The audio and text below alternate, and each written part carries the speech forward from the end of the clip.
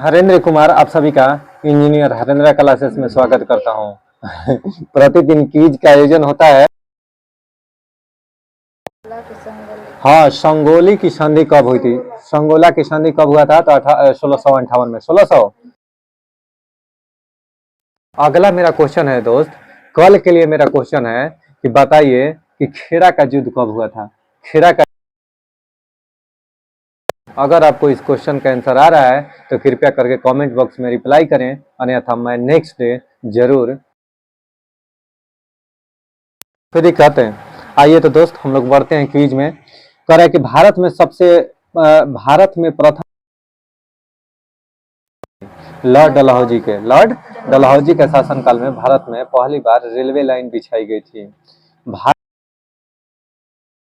गई थी 1853 में। कब? 1853 में। भारत में प्रथम रेलवे लाइन का निर्माण कहाँ हुआ था? तो मुंबई।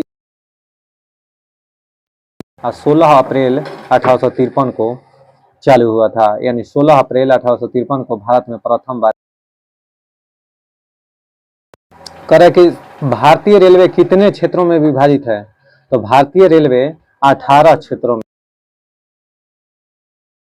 जोन में विभाजित है। भारतीय रेलवे कितने प्रकार के रेलवे लाइन का प्रयोग करता है? तो 3 प्रकार के वह 3 प्रकार के रेलवे लाइन का इस्तेमाल करता है। एक बड़ी लाइन, एक छोटी लाइन और एगो बड़ी लाइन छोटी लाइन नहीं होता है, वही सब। भारतीय रेलवे का विश्व में कौन सा स्थान है? तो विश्व में द्वितीय स्थान है। भारतीय रेलवे का एशिया में कौन सा स्थान है? तो प्रथम। भारतीय रेलवे का अगर पूछ, विश्व में द्वितीय स्थान पर है। अच्छा, और क्या सर? तो भारतीय रेलवे कितने प्रकार के रेलवे लाइन का प्रयोग करता है? तो 3। Narrow gauge. कौन सा? ब्रॉड गेज, मीटर गेज एवं नैरो गेज का प्रयोग करता है। कब मनाया गया था? तो 1999 से 2000 ईस्वी को, यानी 1999 से 2000 ईस्वी को रेल यात्री वर्ष मनाया गया था। भारतीय रेलवे को सर्वाधिक राजस्व किससे प्राप्त होता है? तो मालगाड़ी होता है ना, उससे रेलवे को सबसे अधिक फायदा होता है एज कंपेयर टू सवारी गाड़ी। सवारी गाड़ी के सबसे अधिक फायदा मिलता है। विश्व का सबसे लंबा रेलवे प्लेटफॉर्म कहाँ है? खड़गपुर में। अभी गोरखपुर, ठीक ना? यानी विश्व का सबसे लंबा रेलवे प्लेटफॉर्म कौन है? मार्ग कौन सा है? तो लेनिनग्राड से व्लादिवोस्टॉक। लेनिनग्राड से व्लादिवोस्टॉक, ठीक है। बताइए, देश का लगभग कितने प्रतिशत रेल मार्ग विद्युतीकरण किया गया है? तो ये अलग है। भारत में सर्वप्रथम ब्रॉड गेज बस सेवा किस स्थान से प्रारंभ हुआ था? तो मेड़ता शहर से प्रथम बार ब्रॉड गेज बस सेवा का शुरुआत हुआ था। विश्व में सर्वाधिक तेज गति रेलगाड़ी किसको? चीन को। सबसे तेज चलने वाली रेलगाड़ी कहां पर चली थी? चीन में। तो शताब्दी एक्सप्रेस। अभी कौन सी हो गई है? अभी हो गई है विवेक एक्सप्रेस। कौन सा? विवेक एक्सप्रेस। कौन सी रेलगाड़ी अपनी यात्रा सबसे लंबी दूरी तय करती है? तो विवेक एक्सप्रेस। कौन सा? विवेक एक्सप्रेस सबसे लंबी दूरी तय करता है, विवेक एक्सप्रेस। अच्छा जी, भारत और पाकिस्तान के बीच चलने वाली रेलगाड़ी का नाम? अब भारत और बांग्लादेश के बीच मिताली एक्सप्रेस। कौन सा? मिताली एक्सप्रेस। भारत में प्रथम 25 में। अगर भारत में पूछेगा कि प्रथम विद्युत ट्रेन कब चली थी, तो 1925 ईस्वी में। भारत तो डेक्कन क्वीन, यानी भारत में प्रथम बार जो रेलगाड़ी विद्युत से चली थी 1925 में, उसका नाम क्या था? अब सुनिएगा, राष्ट्र की जीवन रेखा किसे उद्घोषित करता है? उद्घोषित किया गया था तो नई शताब्दी के प्रथम रेल बजट को। नई बजट को राष्ट्र की जीवन रेखा उद्घोषित किया गया था। भारतीय रेलवे का पहिया शुरू में, यानी भारतीय रेलवे का पहिया एवं धुरी का कारखाना कहाँ स्थित है? बेंगलुरु में। यानी बेंगलुरु देने के लिए कौन सी समिति का गठन हुआ था? तो नंजुन दप्पा समिति, नंजुन दप्पा समिति का गठन रेलवे किराए भाड़े पर सुझाव देने के लिए, रेलवे किराए भाड़े पर सुझाव देने के लिए चलाने की योजना थी। तो मुंबई और अहमदाबाद के बीच भारत के रेल मंत्रालय द्वारा किन दो शहरों के बीच बुलेट, मुंबई और अहमदाबाद के बीच अभी हुई भी नहीं है भारत में, अभी होने वाली है मुंबई से अहमदाबाद के बीच। किसके द्वारा प्रारंभ की गई थी? तो कुकड़ रेलवे द्वारा। किसके द्वारा? कुकड़ रेलवे। कुकड़ रेलवे की लंबाई पूछ देगा तो 760। भारत में रेल मंत्रालय की तो हो गया। भारत माल परिवहन की रोरो सेवा, रोरो रेलवे मलबार तट जो है ना, केरल कर्नाटक और गोवा इस साइड होता है। सिल्वर लाइन रेलवे प्रोजेक्ट जो है केरल में कासारगोड से पूरम तक है। ठीक है। और सड़कों की कुल लंबाई के हिसाब से विश्व में भारत का कौन सा, लंबाई के हिसाब से विश्व में भारत का कौन सा स्थान है? पहला। भारत में ही तो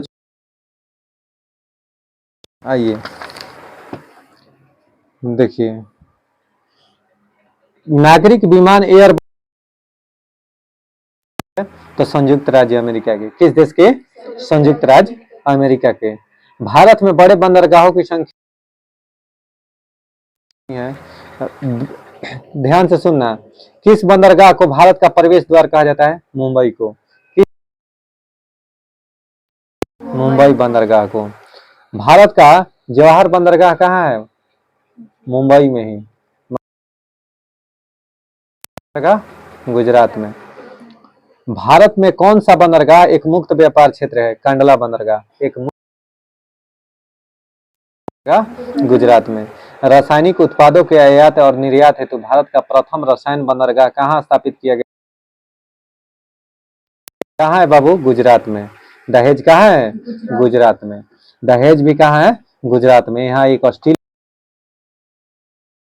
खुद ही कहते हैं। किस बंदरगाह पर कोयले के लादान हेतु यांत्रिकृत सुविधाएं उपलब्ध कराई जाती? उड़ीसा में। पारादीप उड़ीसा में है। कोई डाउट है? यानी किस बंदरगाह को कोयले के लादान हेतु यंत्र है कि नहीं होता है मैकेनिकली उस पर लादा जाए मशीन द्वारा, इलेक्ट्रिक द्वारा, तब पारादीप वाला लौह अयस्क किस बंदरगाह से निर्यात किया जाता है? तब विशाखापट्टनम से। कहां से? विशाखापट्टनम से। लौह अयस्क है ना, किस बंदरगाह से निर्यात किया जाता है? तो विशाखापट्टनम से। कहां से बाबू? विशाखापट्टनम से। मुंबई में। आ गया ना। जवाहरलाल नेहरू बंदरगाह कहाँ है? मुंबई में। कोची बंदरगाह कहाँ स्थित है? तो मलाबार तट पर कोची बंदरगाह स्थित है। भारत में सूती वस्त्र एवं मशीनरी का सर्वाधिक निर्यात किस बंदरगाह से होता है? सूती वस्त्र का सर्वाधिक निर्यात किस बंदरगाह से होता है? तो मुंबई बंदरगाह से। भारत में कौन सा, तो हल्दिया जो है ना, जो हल्दिया है वह एक कैसा है? तो भारत का कौन सा बंदरगाह? ज्वारीय कोलकाता में यह एक ज्वारीय बंदरगाह है। यह कैसा बंदरगाह है? ज्वारीय बंदरगाह। बहुत वीवीआई पेपर में पूछता है कि नहीं। तो हल्दिया कहाँ है? हल्दिया बाबू पश्चिम बंगाल में। देश का सबसे प्राचीन बंदरगाह कौन सा है? तो चेन्नई बंदरगाह। अगर कौन सा है? तो चेन्नई बंदरगाह। मानव कृत्रिम बंदरगाह कौन सा है? चेन्नई बंदरगाह ना। विशाखापट्टनम। कौन सा है? विशाखापट्टनम। दक्षिण एशिया का सबसे बड़ा माल भारत पतन कौन सा है? मुंबई। मुंबई बंदरगाह से ही सबसे अधिक वस्त्र और मशीनरी पदार्थ का होता है ट्रांसफर एक्सपोर्ट होता है। समझ में आ रहा है ना? अब देखिए, पतन जिसे देश का पहला कारपोरेट पतन के नाम से जाना,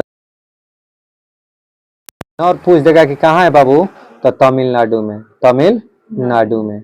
यानी एनोर बंदरगाह कहाँ है बाबू? यानी वह बंदरगाह जिसे देश का पहला कारपोरेट पतन का दर्जा प्राप्त है, एनोर बंदरगाह। भारतीय सामुद्रिक व्यापार का पूर्वा द्वार कहलाता है, तो कोलकाता हल्दिया। कोलकाता हल्दिया कौन सा बंदरगाह भारतीय सामुद्रिक व्यापार का पूर्वी द्वार कहलाता है? तो कौन सा? हल्दिया, कोलकाता। भारत में रेडियो का प्रसारण कब से शुरू हुआ? 1927 से। कब से बाबू? 1927 से। 1936 में। देखिए, रेडियो का प्रसारण कब से हुआ? 1927 से। लेकिन ऑल इंडिया रेडियो का गठन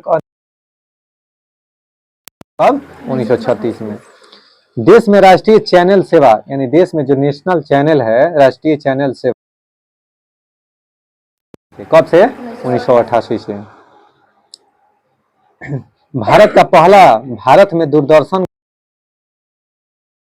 1959 में। भारत में दूरदर्शन का पहला कार्यक्रम कब आरंभ हुआ? 1959।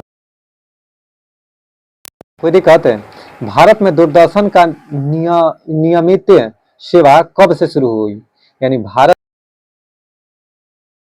कब शुरू हुई? तो 1965। कब? 1965। देश में राष्ट्रीय कार्यक्रम और रंगीन टेलीविजन, राष्ट्रीय कार्यक्रम और रंगीन टेलीविजन की शुरुआत कब से हुई? 1992 से। 1992 से रंगीन आना शुरू हुआ। 1900। अब देखिएगा, भारत में टेलीफोन सेवा का शुरुआत से 1853 में। देखिए जाएगा, टेलीफोन सेवा की शुरुआत कहाँ से? कलकत्ता से। आप पूछ देगा कि 1853 में सर्वप्रथम रेल कब बिछाया गया था, चालू हुआ था? 16 अप्रैल 1853 को शुरू हुआ था। 1853 में ही डलहौजी के साथ शुरू हुआ। रेल जानती हो ना, किसको कहते हैं? रेल किसको कहते हैं? हो हाँ। कौन, किसे कहते हैं?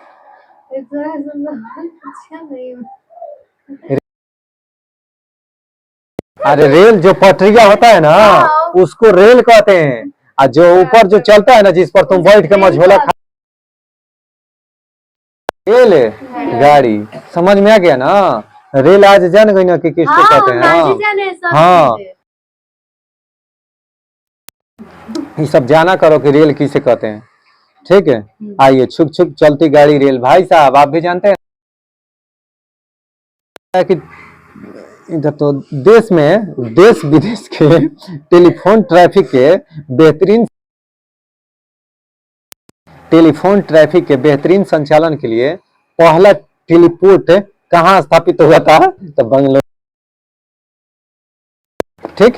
मोबाइल फोन का प्रयोग करने वाला लोगों की सर्वाधिक संख्या किस देश में है? अमेरिका में। अब हो गया है भारत मोबाइल फोन। विश्व में प्रति 1000 व्यक्तियों पर मोबाइल फोन इस्तेमाल करने वाला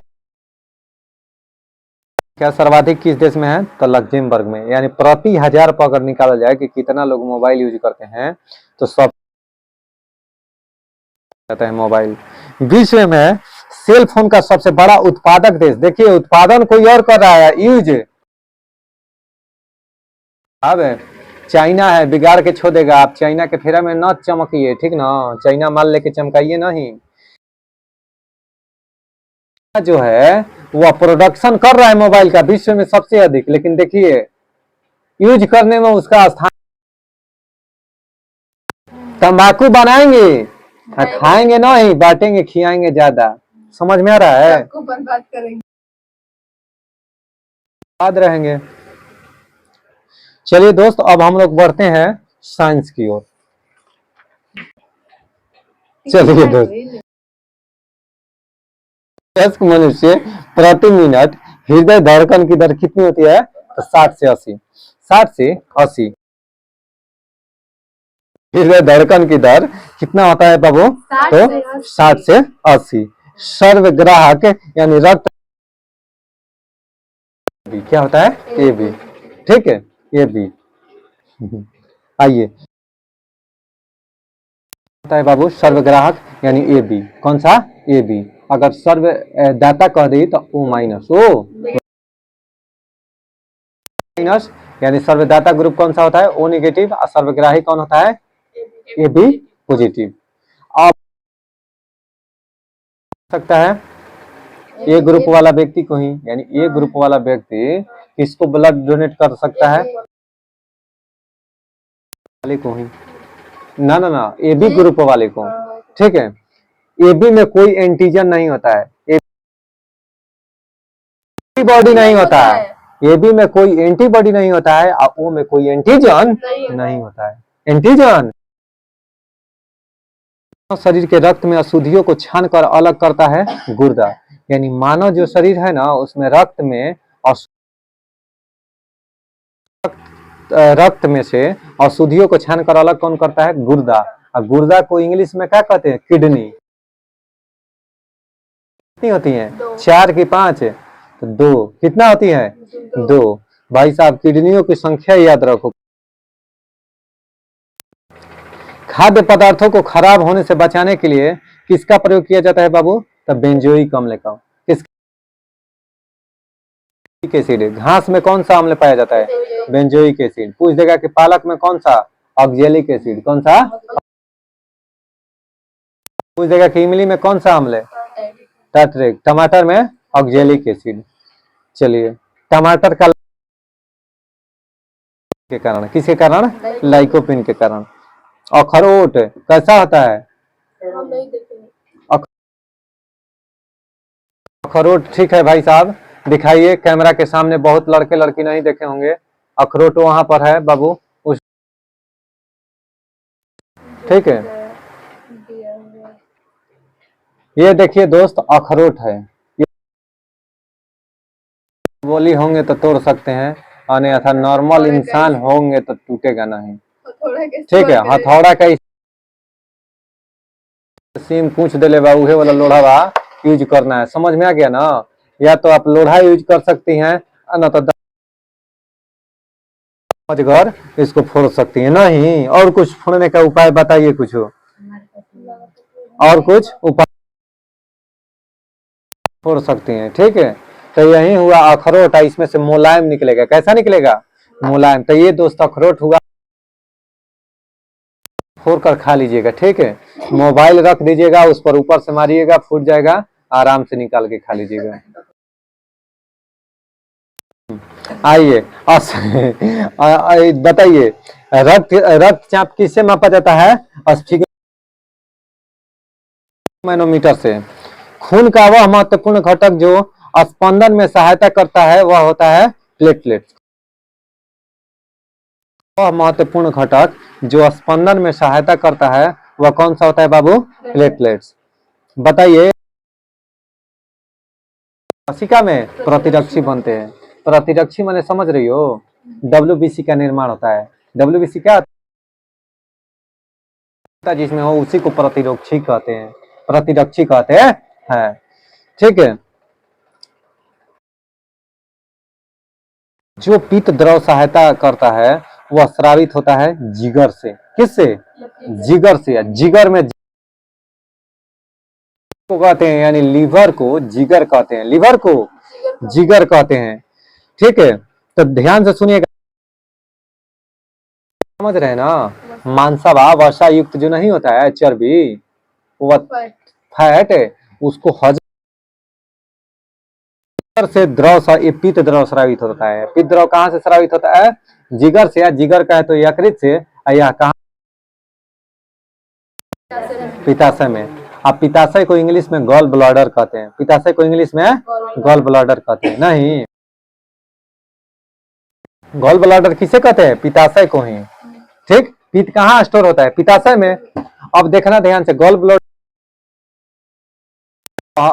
ठीक नहीं होगा, उसको काट कर निकाला जाता है, वह ठीक नहीं हो सकता है। अस्थि मज्जा में बनती है। कहाँ पर बनती है? अस्थि मज्जा। मुर्गा खाते हैं ना दोस्त, मुर्गा के टंगरिया के बीचवा में जो वो होता है अस्थि मज्जा, वही होता है अस्थि मज्जा, वही ब्लड का निर्माण होता है, आरबीसी का निर्माण होता है। आइए, तो अस्थि मज्जा में किसका निर्माण होता है? आरबीसी का। आरबीसी का फुल फॉर्म रेड ब्लड कार्पल्सल्स। आकार कैसा होता है? उभयावतल। उभयावतल यानी आरबीसी का यानी लाल रक्त जो होता है ना, उसका आकार द्विकुंडलीय संरचना, द्विकुंडलीय संरचना भी पाई जाती है। नहीं, द्विकुंडलित संरचना पाई जाती है डीएनए के। तो डीएनए का संरचना कैसी होती है? द्विकुंडलित।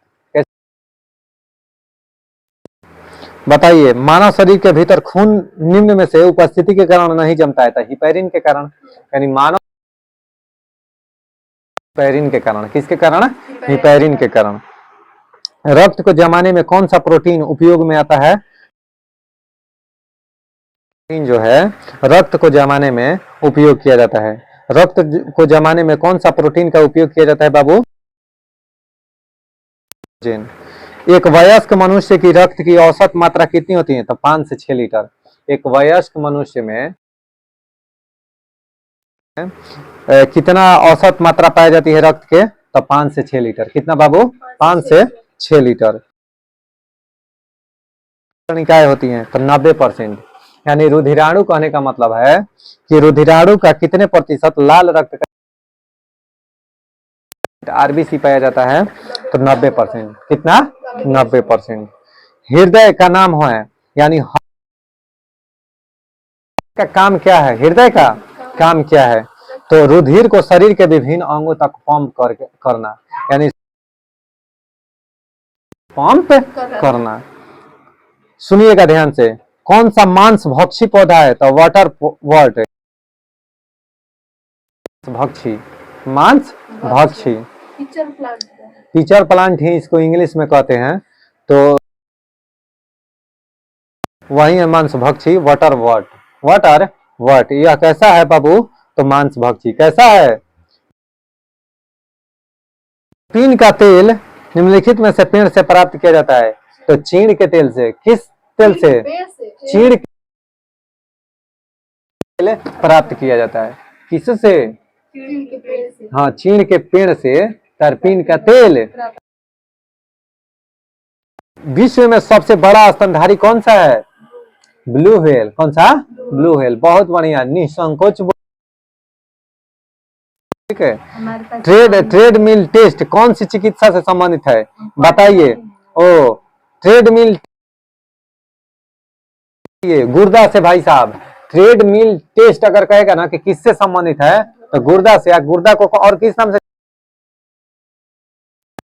ठीक है। किडनी को कहते हैं गुर्दा, और उसी से है ट्रेडमिल टेस्ट। ट्रेडमिल टेस्ट संबंधित है। में फेशियल हड्डियों की संख्या, यानी फेस पर, फेशियल हो ना, फेस यानी फेस में हड्डियों की संख्या, हड्डियों की संख्या 8। कपाल में 8। कभी कहते हैं एक होता है हेड की संख्या भाई साहब 29। कितना? 29। मानव शरीर में फेशियल में हड्डियों की संख्या 14 होती है। क्रायोथेरेपी ना, उसको क्रायोथेरेपी कहेंगे। यानी बर्फ द्वारा किया गया उपचार को क्या कहते हैं बाबू? क्रायोथेरेपी। ऑक्साइड युक्त रक्त कहाँ ऑक्सीकृत होता है? तो फेफड़ों में। ध्यान से सुनिएगा, कहाँ ऑक्सीकृत होता है? तो फेफड़ा में। कहाँ पर बाबू? फेफड़ा में यह ऑक्सीकृत होता है। सबसे मजबूत स्नायु कौन सी है? तो सोलियस। कौन सी? सोलियस। स्नायु को कहते हैं इंग्लिश में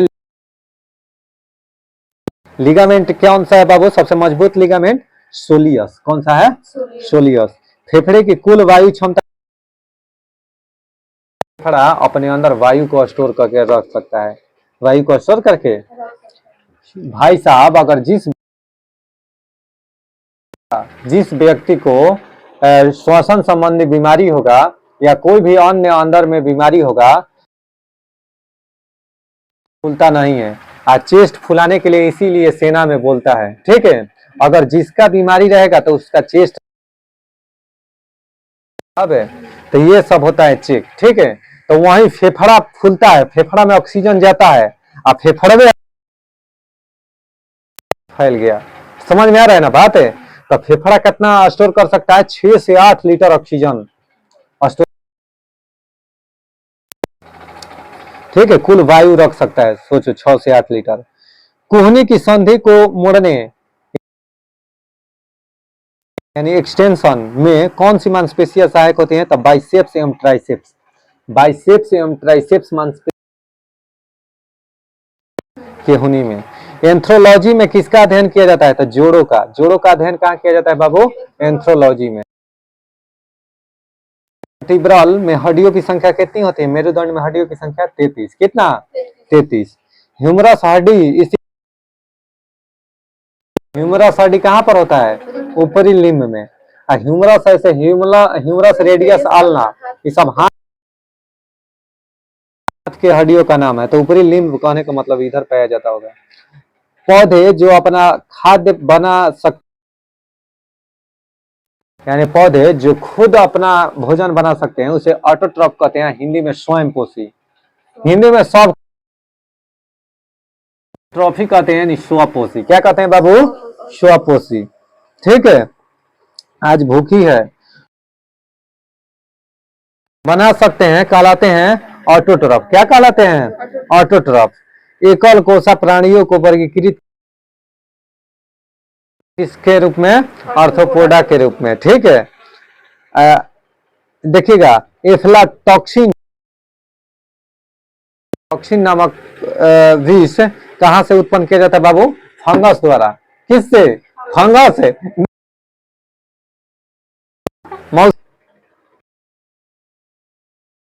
कहाँ होता है बाबू? तो ऊपरी लिम्ब में। कहां पर? ऊपरी लिम्ब में।